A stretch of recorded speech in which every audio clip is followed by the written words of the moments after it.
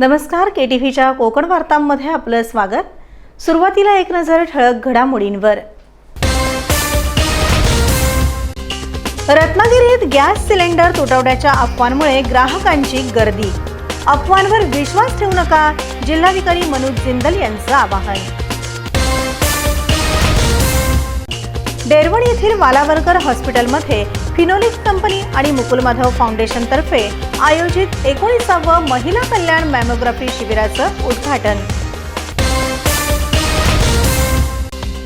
OBC जातनिहाय जनगणनेच्या मागणीसाठी रत्नागिरीत भारत मुक्ती मोर्चाचे जिल्हाधिकारी कार्यालयासमोर आंदोलन। आणि 14 वर्ष वयोगटातील मुलींसाठी HPV लसीकरण संरक्षित कवच। अफवांना बळी न पडता कॅन्सरपासून दूर राहण्यासाठी लस घ्या, मुख्य कार्यकारी अधिकारी वैदेही रानडे यांचं आवाहन। यापुढील बातम्या अल्पशा विश्रांतीनंतर। समुंदर की गोद में पला है तू, अंगड़ाई लेते ही लहरें शुरू। आज यौवन की मस्ती छोड़, ले चलता हूं तुझे एक नए मोड़। आजा तुझे माँ पुकारे अब, छेड़ देते हैं बीच से कुछ शरारत हंसी। गले लगा ले उसे ए फकीर, इंतजार कर रहा है तेरा तो। चल दे देते हैं उसे फसल की खूबसूरती तो। आजा तुझे माँ पुकारे अब, मीलों आगे चलना है हमें। सिर्फ फसल नहीं, तेरे स्पर्श की चाह में बैठे हैं शहरों में भी कहीं। उनके मुख पे भी लानी है मुस्कान, उन्हें भी देनी है एक नई पहचान। आजा तुझे माँ पुकारे अब। फिनोलेक्स पाइप्स पहुंचाए पानी को अपनी माँ के पास। आता वळूया सविस्तर वृत्तांताकडे। रत्नागिरीमध्ये घरगुती आणि व्यावसायिक LPG गॅस सिलेंडरच्या तुटवड्याच्या भीतीमुळे गॅस एजन्सीवर ग्राहकांची मोठ्या प्रमाणात गर्दी होताना दिसत आहे। सलग 6व्या दिवशीही अनेक ग्राहक गॅस एजन्सीकडे सिलेंडरसाठी रांगा लावताना दिसून आले।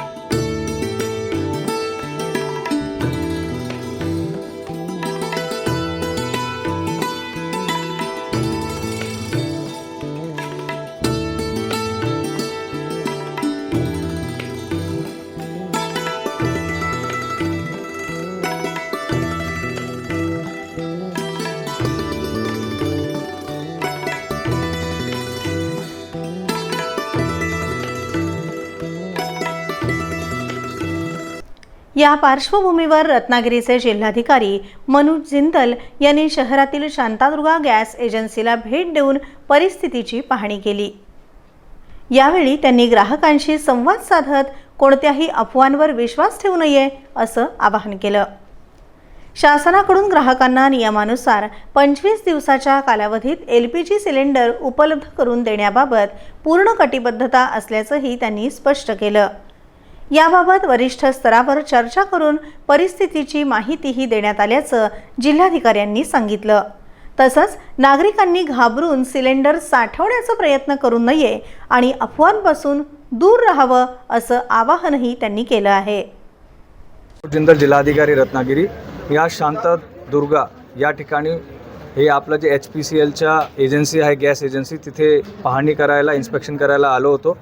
इथे मला काही सर्वसामान्य नागरिक पण मिळाले, जे काही दिवसापासून आपले जिल्ह्यामध्ये जे थोडा अफवा पसरतो आहे रिगार्डिंग गॅस, घरगुती गॅस सप्लायच्या, त्याच्यामुळे त्यांच्यामध्ये थोडासा पॅनिक निर्माण झाला होता। साठी मी त्यांच्याशी संवाद करण्यासाठी इथे आलो होतो आणि मी त्यांना सर्वांना हे आश्वासन दिलं आहे की आपल्या जिल्ह्यामध्ये चांगली पद्धतीने शासन आपल्याला गॅस पुरवठा देतो आहे. घरगुती गॅस कनेक्शनमध्ये कुठलाही प्रकारच्या 45 दिवसचं जे आपल्याला काही ठिकाणी सोशल मीडिया वगैरे याच्यामध्ये न्यूज भेटत असेल ते चुकीच्या न्यूज आहे. शासनाचे क्लिअर आपल्याला निर्देश आहे की प्रत्येक माणसापर्यंत 25 दिवसामध्ये गॅस पुरवठा, घरगुती गॅस पुरवठा त्यांना भेटला पाहिजे. त्या हिशोबाने आम्ही आपल्या वरिष्ठांना पण सांगितलं आहे. त्यांच्याकडनं आम्ही जे आमच्याकडे जे माहिती आहे ते पण आपण सगळे गॅस एजन्सीजला दिली आहे की 25 दिवसामध्ये सर्व रत्नागिरीचे आपले नागरिक तुम्ही गॅसचे पुरवठे काही प्रकारचे जर कोणतेही नागरिक असेल तो गॅस एजन्सीचा एक व्हॉट्सॲप नंबर आहे. ते व्हॉट्सॲप नंबर आम्ही सगळे मीडिया बंधू यांच्यासोबत शेअर करतो. ते व्हॉट्सॲप नंबरवर त्यांनी बुकिंगसाठी रिक्वेस्ट केलं तर ते त्यांना बुकिंग पण मिळणार. आणि त्याचबरोबर 11 फरवरीपासून म्हणजे 11 फरवरीच्या आधी ज्यांनी बुकिंग केले असेल त्यांना 25 दिवसामध्ये मिळेल. म्हणजे 11 + 25 26 त्या हिशोबाने पुढे जे काही बुकिंग येत असेल ते 25 दिवसामध्ये तुम्हाला मिळणार. याचं मी आपल्याला सर्वांना आश्वासन देतो. आणि काही अडचणी असेल तर हेल्पलाईन नंबर पण आहे आपला, त्याच्यावर तुम्ही कॉल करून आम्हाला माहिती देऊ शकता किंवा हे जे व्हॉट्सॲप नंबर आहे त्याच्यावर आपण बुकिंग करू शकतो. सर, पण तुम्ही म्हणाल्याप्रमाणे प्रशासनाकडनं 25 दिवस आणले, पण एजन्सीच्या सिस्टीममध्ये जर तिकडनं वरूनच 25 दिवस येत असेल तर ते एजन्सीवाले काय करणार? किंवा लोकांमध्ये त्याचा उद्रेक होतो आहे, काही वेळा ठिकाणी दिसतोय संभ्रम निर्माण होतोय. हा जे 45 दिवसाचा इश्यू आहे की ऑनलाईन सिस्टममध्ये त्यांच्या 45 दिवस दिसतोय, हे बरोबर आहे तुमची माहिती. आम्ही त्यांना ही सूचना दिली आहे की तुम्ही या पर्टिक्युलर जे टेक्निकल ग्लिच आहे याला व्यवस्थित करावे, पुढच्या 1 ते 2 दिवसामध्ये व्यवस्थित करावे. कारण बाकी जे एजन्सीज आहे IOCL, BPCL ते 25 दिवसामध्ये गॅस पुरवठा देतो आहे. हे सूचना आम्ही यांना पण दिली आहे. हे मोठी एजन्सी असल्यामुळे हे महत्त्वाच्या टेक्निकल जे ग्लिच आहे त्याने दूर करायचं आहे आणि मला विश्वास आहे की पुढचे 2 ते 3 दिवसामध्ये हे पण इश्यू सॉर्ट होऊन जाईल. HPV म्हणजेच ह्यूमन पॅपिलोमा व्हायरसपासून होणाऱ्या कॅन्सरपासून संरक्षण देण्यासाठी येणाऱ्या HPV लसीकरण मोहिमेला जिल्ह्यात 9 मार्चपासून सुरुवात करण्यात आली आहे. 14 वर्ष वयोगटातील मुलींनी समाज माध्यमांवरील अफवांवर विश्वास न ठेवता ही लस घ्यावी असं आवाहन जिल्हा परिषद मुख्य कार्यकारी अधिकारी वैदेही रानडे यांनी केलं आहे. शासनामार्फत ही लस मोफत दिली जात आहे असंही त्यांनी सांगितलं. नमस्कार. महाराष्ट्र राज्यामध्ये 8 मार्चपासून 14 ते 15 वयोगटातील मुलींना HPV लसीकरणाला सुरुवात झालेली आहे. याबाबत मी सांगेन की आपल्या रत्नागिरी जिल्ह्याने राज्यामध्ये पहिल्यांदा इनिशिएटिव्ह घेऊन सन्माननीय पालकमंत्री उदयजी सामंत साहेब यांच्या संकल्पनेतून 9 ते 14 वयोगटातल्या मुलींना HPV वॅक्सिनेशनची सुरुवात ऑक्टोबर 2025 केली. आणि आपल्याकडे जिल्हा परिषद आणि खाजगी शाळा मिळून जवळजवळ 62,000 मुलींना हे वॅक्सिन द्यायचं आहे. त्यापैकी 10,000 मुलींनी आतापर्यंत हे वॅक्सिन घेतलं आहे आपल्या जिल्हा परिषदेतल्या आणि खाजगी शाळांमधल्या मिळून. आणि मला मुद्दामून आवर्जून हे सांगायचे की यातल्या एकाही मुलीला कुठलाही साईड इफेक्ट किंवा ॲलर्जी किंवा तत्सम काहीही लक्षणं या लसीमुळे दिसलेली नाहीत. त्यामुळे जे आत्ता सोशल मीडियावर काही निगेटिव्ह संदेश या बाबतीमध्ये प्रसारित होत आहेत त्यावर या जिल्ह्यातल्या पालकांनी दुर्लक्ष करावं आणि याचं सर्वात महत्त्व हे लक्षात घेतलं पाहिजे की सर्वायकल कॅन्सर म्हणजे गर्भाशयाच्या मुखाचा कॅन्सर आणि ब्रेस्ट कॅन्सर हे प्रामुख्याने 2ऱ्या नंबरचे कॅन्सर डिटेक्ट होत आहेत आज मुली आणि महिलांमध्ये. तर त्यासाठी एक संरक्षित कवच म्हणून या लसीचा उपयोग होणार आहे. आणि बाजारामध्ये ही लस महाग आहे आणि हिचा तुटवडाही आहे आणि त्यासाठी हा कार्यक्रम शासनाने स्वतः पुढाकार घेऊन हाती घेतलेला आहे. तर याचा लाभ हा जास्तीत जास्त मुलींनी घ्यावा आणि भविष्यामध्ये होणाऱ्या कॅन्सरसारख्या दुर्धर रोगापासून स्वतःला दूर ठेवण्यासाठी ही लस घ्यावी असं मी आवाहन करते. आणि पालकांनाही याद्वारे आवाहन करते की शासनाची ही जी 14 आणि 15 वयोगटातल्या मुलींसाठी लस आहे ती PSC म्हणजे प्राथमिक आरोग्य केंद्र, आपलं ग्रामीण रुग्णालय, उपजिल्हा रुग्णालय आणि सिव्हिल हॉस्पिटलमध्ये उपलब्ध आहे. त्यासाठी आपल्याला ऑनलाईन नोंदणी करून ते प्लॅन सेशनमध्ये भाग घेऊन ही लस घ्यावी लागणार आहे. तसंच 9 ते 14 वयोगटातल्या मुलींना जे आपण लस देतोय ती आपण शाळेत जाऊन देतोय. तर त्यामुळे या सगळ्या पालकांना म्हणजे 6वी पासून 9वी पर्यंतच्या पालकांना मी आवाहन करेन की जी DPCतून आपण लस देतोय ती आणि जी शासन स्तरावरून दिली जाते ती याचा आपापल्या वयोगटातील मुलींसाठी जरूर लाभ घ्या. कुठल्याही अफवांवर किंवा प्रसारित होणाऱ्या संदेशांवर विश्वास न ठेवता अधिकृत शासकीय संदेश जे आहेत ते फॉलो करा आणि ह्याला भरघोस प्रतिसाद आपण द्याल याबद्दल मला नक्कीच विश्वास वाटतो. धन्यवाद. होय, कोणत्याही आजाराचं मूळ पोटात असतं. म्हणूनच पोटा पाण्यासाठी राबताना पोटाची योग्य काळजी घेतलीच पाहिजे. त्यासाठीच सुसज्ज आहे कोल्हापुरातील पोट विकारावरील सुपर स्पेशालिटी हॉस्पिटल अंतरंग हॉस्पिटल. लिव्हर, स्वादुपिंडाचे क्लिष्ट आजार, पित्ताशयातील खडे, कावीळ, अल्सर, लहान किंवा मोठ्या आतड्याचे आजार, जुलाब, बद्धकोष्ठता, कोलायटिस, कॅन्सर, रक्ताच्या उलट्या, मूळव्याध, भगेंद्र, पोटाशी निगडीत सर्व आजार आणि विकारांवर होतात अत्याधुनिक तंत्रज्ञानातून परिपूर्ण उपचार. सर्व प्रकारच्या अत्याधुनिक endoscopy, ERCP, enteroscopy, spyglass laparoscopy, lithotripsy यासह आवश्यकतेनुसार सर्व प्रकारच्या शस्त्रक्रिया होतात अंतरंग हॉस्पिटलमध्ये. 38 वर्षांपासून पोटाच्या सर्व विकारांवरील पश्चिम महाराष्ट्रातील विश्वासार्ह सुपर स्पेशालिटी हॉस्पिटल अंतरंग हॉस्पिटल. महावीर कॉलेज जवळ न्यू पॅलेस रोड, कोल्हापूर. आता सकाळी आणि संध्याकाळी दोन्ही वेळेस OPD सुरू असते. कॅन्सर हा गंभीर आजार आहे, जीवघेणा आहे, पण त्याला रोखता येऊ शकतं. लवकर निदान आणि वेळेवर उपचार केल्यास कॅन्सरवर मात करता येऊ शकते. आता कोल्हापुरात सुरू झाली आहे कॅन्सर डे केअर सुविधा.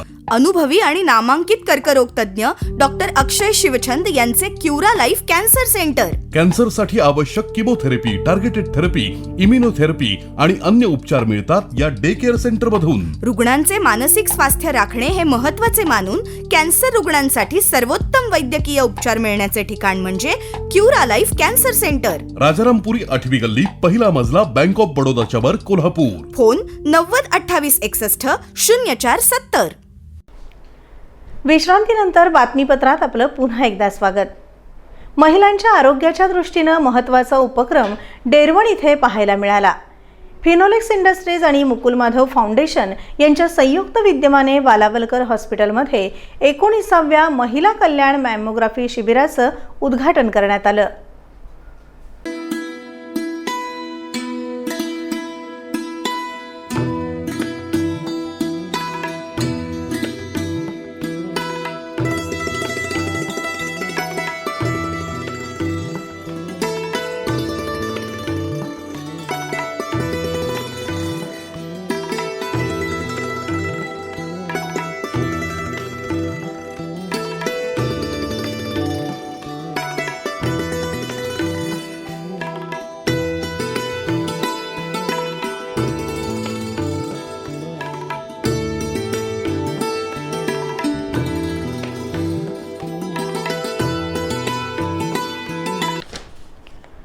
आरोग्य, शिक्षण, स्वच्छता आणि महिला सक्षमीकरणासाठी कार्यरत असलेल्या फिनोलेक्स इंडस्ट्रीज आणि मुकुल माधव फाउंडेशन यांच्या पुढाकारातून डेरवण येथील वालावलकर हॉस्पिटलमध्ये महिला कल्याण मॅमोग्राफी शिबिराचं आयोजन करण्यात आलं आहे.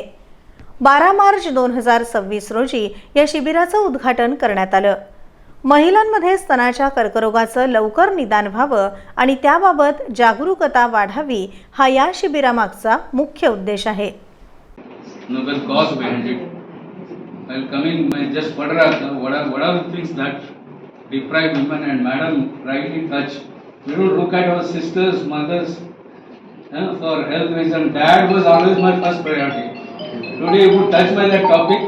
Really, women health is one of the major sort of oversighted aspect of our CSR partner Mukul Madhav Foundation is doing a very great job in this, and this initiative definitely goes to Chabriya family, DC sir, Ritu ma'am and Gayatri ma'am. Our whole family supports this cause. Let us bring our women and get them tested, detected if there are issues. That is a better way of handling this cause. Thank you.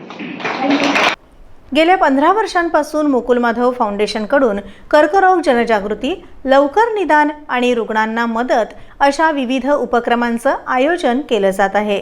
तसंच गरजू रुग्णांना chemotherapy, radiation, औषधं आणि शस्त्रक्रियेसाठी आर्थिक सहाय्यही देण्यात येत आहे. मला अतिशय आनंद होत आहे की रत्नागिरी जिल्ह्यामधल्या महिलांसाठी, ज्या दुर्गम भागामधील महिला आहेत त्या महिलांसाठी या ठिकाणी बालवल्लभ रुग्णालयाच्या मार्फत विविध उपक्रम आहेत. त्यातलाच हा महिलांसाठीचा उपक्रम अतिशय स्तुत्य असा आहे. आपण म्हणतो महिला शिकली एक कुटुंबातली की ते सर्व कुटुंब शिकतं. त्याच धर्तीवरती त्या अनुषंगाने मी असं बोलू इच्छितो की जर निरोगी महिला असेल, की मगाशी जसं आसावरी मॅडम बोलल्या की ज्या कुटुंबामध्ये निरोगी महिला असेल तर ते कुटुंब देखील निरोगी राहतं. एखादी आई बहीण जर घरामध्ये जर आजारी पडली तर ते कुटुंब सगळं आजारी दिसतं, आजारी पडतं. आणि आत्ता ह्या धकाधकीच्या जीवनामध्ये प्रत्येक स्त्री जी की आपल्या कुटुंबाचा कणा आहे ती विविध भूमिका सकाळपासून उठल्यापासून रात्री झोपेपर्यंत बजावत असते. आईची भूमिका असते, बहिणीची भूमिका असते, मुलगीची भूमिका असते, बायकोची भूमिका असते. हे करत असताना सगळ्या कुटुंबाचं आरोग्य ती सांभाळते, त्यांना आनंदी ठेवते. आणि मॅडम म्हणाल्या तसं त्याप्रमाणे स्वतःचे जे काही कुरबुरी थोड्या छोट्या मोठ्या असतील त्याकडे दुर्लक्ष करते. परंतु हे दुर्लक्ष कधीकधी नंतर मोठी समस्या देखील होऊ शकतं. त्यामुळे ते न व्हावं म्हणून आपण सुरुवातीला जर त्याच्याकडे लक्ष दिलं तर आपण मोठ्या गंभीर समस्याला आपण त्यापासून वाचू शकतो. या उद्घाटन कार्यक्रमाला श्रीमती पूजा निकम, डॉक्टर देशमुख, डॉक्टर वेल्हाळ, श्रीमती ज्योती यादव, श्रीमती सुषमा जोशी, डॉक्टर आसाफरी मोडक आणि श्रीदत्त अलबर यासह फिनोलेक्स इंडस्ट्रीजच्या टीमचे सदस्य उपस्थित होते. नमस्कार, मी डॉक्टर अनुप करमरकर, फिनोलेक्स इंडस्ट्रीजमध्ये फॅक्टरी मेडिकल ऑफिसर म्हणून कार्यरत आहे. सालाबादप्रमाणे फिनोलेक्स इंडस्ट्रीज आणि मुकुल माधव फाउंडेशन यांच्या संयुक्त विद्यमाने वर्षातून 2 वेळा आम्ही इथे मॅमोग्राफी कॅम्प करतो. त्या कॅम्पमध्ये अनेक अशा ज्या टेस्ट आहेत, जसं की मॅमोग्राफी झाली, त्याच्यानंतर सोनोग्राफी ऑफ ॲबडामेन झालं, त्याच्यानंतर ब्लडच्या टेस्ट जसं की शुगरची टेस्ट असेल, ॲनिमियाची टेस्ट असेल, या सगळ्या टेस्ट. त्याच्या व्यतिरिक्त पॅप्समियर आणि फिजिओथेरपी कन्सल्टेशन किंवा गायनॅक कन्सल्टेशन, त्याच्याबरोबर फिजिशियन कन्सल्टेशन, या सगळ्या ज्या सुविधा आहेत त्या आपण अत्यल्पदरात इथे सगळ्यांना महिलांना अवेलेबल करून दिलेल्या आहेत. वयोगट साधारणपणे 35 ते 60 वर्षापर्यंतच्या महिला याच्यामध्ये सहभागी होऊ शकतात. आणि मी म्हटल्याप्रमाणे खूप मोठ्या प्रमाणात ह्या टेस्ट ज्या आहेत त्या एकदम अत्यल्पदरात आपल्याला इथे अवेलेबल करून दिलेल्या आहेत. तर मी सगळ्यांना विनंती करेन की ही जी पर्वणी आपल्याला अवेलेबल करून दिलेली आहे ती साधारणपणे 12 मार्च ते 28 मार्च पर्यंत चालणार आहे. तर या दिवसांमध्ये जास्तीत जास्त महिलांनी या गोष्टीचा फायदा घ्यावा आणि खूप जास्त सहभाग घेऊन त्याच्यामध्ये आपली टेस्ट करून घ्यावी. आपण नुसत्या टेस्ट करूनच इथे थांबतो अशातला भाग नाही. जर टेस्टमध्ये काही सापडलं तर त्याच्यामध्ये जे करेक्टिव्ह ऍक्शन्स किंवा ट्रीटमेंट जी म्हणतो त्याच्यासाठी सुद्धा आपण फॅसिलिटेशन करत असतो. वालावलकर हॉस्पिटलमध्ये सुद्धा आपण करू शकता, किंवा जर आपल्या चॉईसच्या बाहेरच्या याच्यामध्ये जर आपल्याला करायचं झालं तर त्याच्यामध्ये सुद्धा लागलं तर आपण आर्थिक सहाय्य देखील थोड्या प्रमाणात ह्याच्यामध्ये आपण करत असतो. तर मी आपल्याला विनंती करेन, ज्याच्यापर्यंत माझा व्हिडिओ पोहोचतोय त्यांनी सगळ्यांनी स्वतः तर ह्याच्यामध्ये सहभागी व्हावंच, पण त्याचबरोबर त्यांच्या बरोबरच्या ज्या इतर महिला असतील त्यांना देखील आपण ह्या कॅम्पबद्दल माहिती देऊन जास्तीत जास्त महिलांना यामध्ये भाग घ्यायला प्रवृत्त करावं. धन्यवाद. यावेळी डॉक्टर देशमुख यांनी गर्भाशयाच्या ग्रीवेच्या कर्करोगापासून बचावासाठी HPV लसीकरणाचं महत्त्व सांगत मॅमोग्राफी तपासणीचं महत्त्वही अधोरेखित केलं.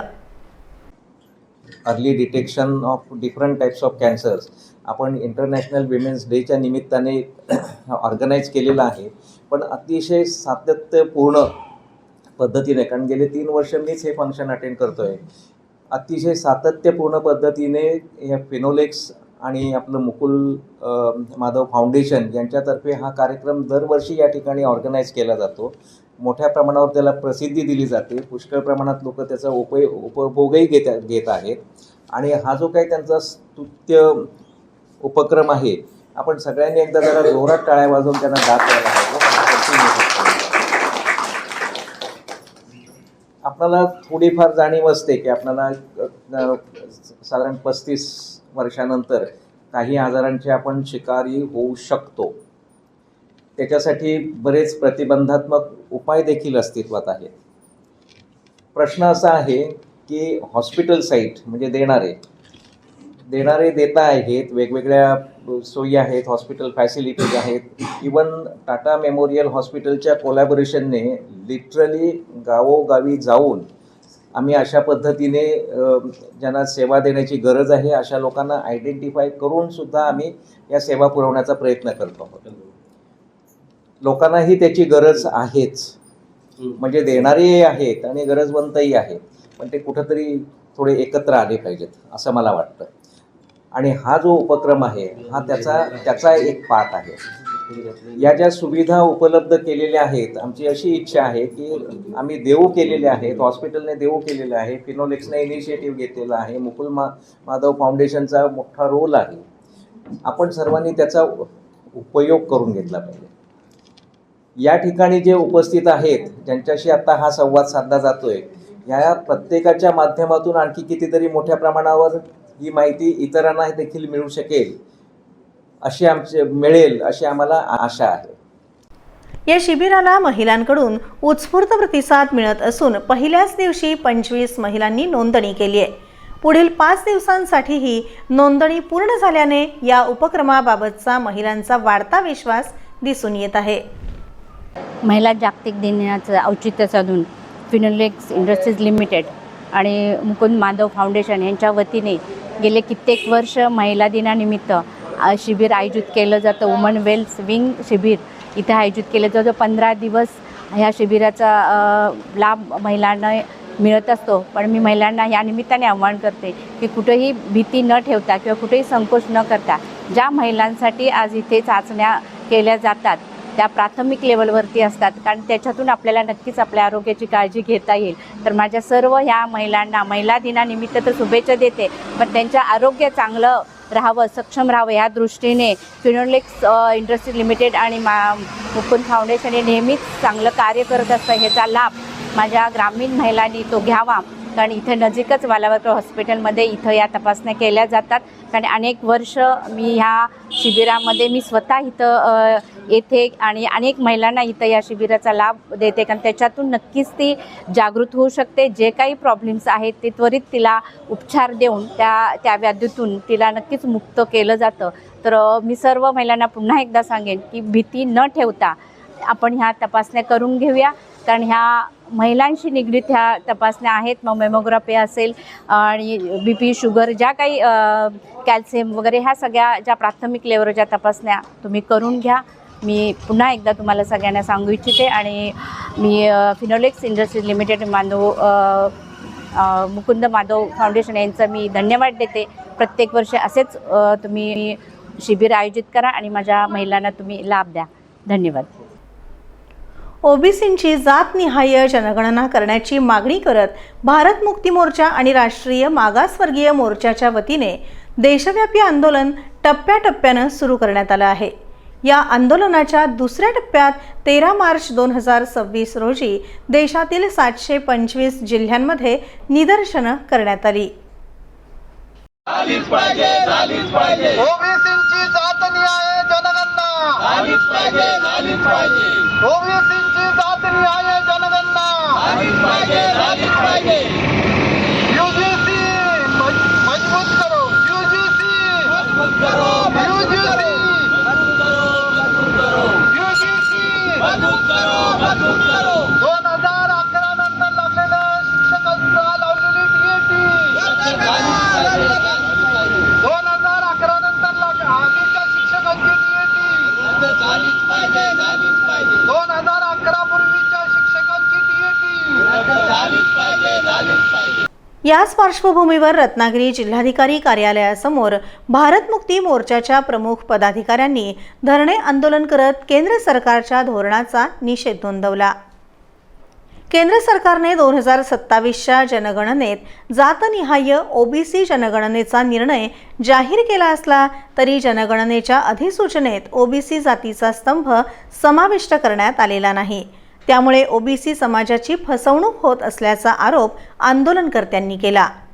1947 मध्ये भारत देश स्वतंत्र झाला आणि स्वातंत्र्यानंतर या भारतामध्ये पहिली जनगणना 1951 मध्ये झाली आणि ह्या 1951च्या जनगणनेमध्ये ओबीसीना त्या जनगणनेमधून डावलण्यात आलं आणि स्वतंत्र भारतामध्ये ओबीसीना स्वतंत्र भारतामध्ये मिळणारे जे हक्क अधिकार होते ते हक्क अधिकार डावलण्यात आले.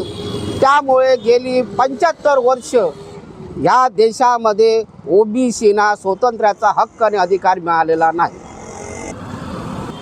की काँग्रेस भाजप हे दोन्ही मनुवादी पार्ट्या ते कधीही तुमची जनगणना करणार नाही.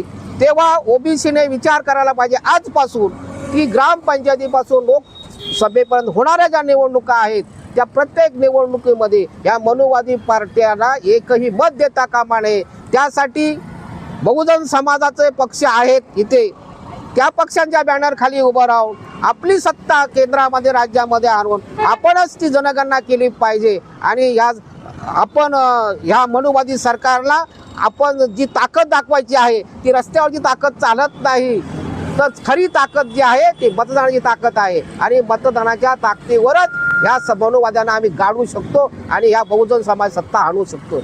राष्ट्रीय अध्यक्ष वामन मेश्राम यांच्या नेतृत्वाखाली हे आंदोलन देशभर राबवण्यात येत असून जनगणनेत ओबीसी आणि सर्व जातींचे स्वतंत्र स्तंभ समाविष्ट करण्याची मागणी यावेळी करण्यात आली. या देशातील ओबीसींची जातीनिहाय जनगणना करण्याचं टाळलेलं आहे. ओबीसींची जातीनिहाय जनगणना व्हावी याची मागणी देशभरात सुरू आहे, परंतु सरकार होणाऱ्या जनगणनेमध्ये ओबीसीच्या नावाचा कॉलमच त्यांनी गायब केलेला आहे. याचा अर्थ ओबीसीची जातीनिहाय जनगणना करणं हे सरकारच्या जीवावर आलेलं आहे आणि ओबीसीसाठी तो एक मोठा धोका आहे. यासाठी हे जनआंदोलन आहे. दुसरी गोष्ट UGCचा मुद्दा आहे. युनिव्हर्सिटी ग्रँड कमिशन भारतातल्या ज्या मोठ्या शैक्षणिक संस्था आहेत, विद्यापीठं आहेत, खाजगी संस्था आहेत, मेडिकल कॉलेज आहेत, इंजिनिअरिंग कॉलेज आहेत, तत्सम ज्या काही संस्था आहेत मोठ्या PG करणारे विद्यार्थी आहेत, ग्रॅज्युएशन करणारे विद्यार्थी आहेत, या सर्व विद्यार्थ्यांवर जातीय भेदभावातून अन्याय होत आहे. पुन्हा एक नजर ठळक घडामोडींवर. रत्नागिरीत गॅस सिलेंडर तुटवड्याच्या अफवांमुळे ग्राहकांची गर्दी. अफवांवर विश्वास ठेवू नका, जिल्हाधिकारी मनोज जिंदल यांचं आवाहन. डेरवण येथील वालावरकर हॉस्पिटलमध्ये फिनोलिक्स कंपनी आणि मुकुल माधव फाउंडेशनतर्फे आयोजित 19वे महिला कल्याण मॅमोग्राफी शिबिराचं उद्घाटन. ओबीसी जातनिहाय जनगणनेच्या मागणीसाठी रत्नागिरीत भारत मुक्ती मोर्चाचे जिल्हाधिकारी कार्यालयासमोर आंदोलन. आणि 14 वर्ष वयोगटातील मुलींसाठी HPV लसीकरण संरक्षित कवच. अफवांना बळी न पडता कॅन्सरपासून दूर राहण्यासाठी लस घ्या. मुख्य कार्यकारी अधिकारी वैदेही रानडे यांचं आवाहन. यासोबतच हे बातमीपत्र संपलं. नमस्कार.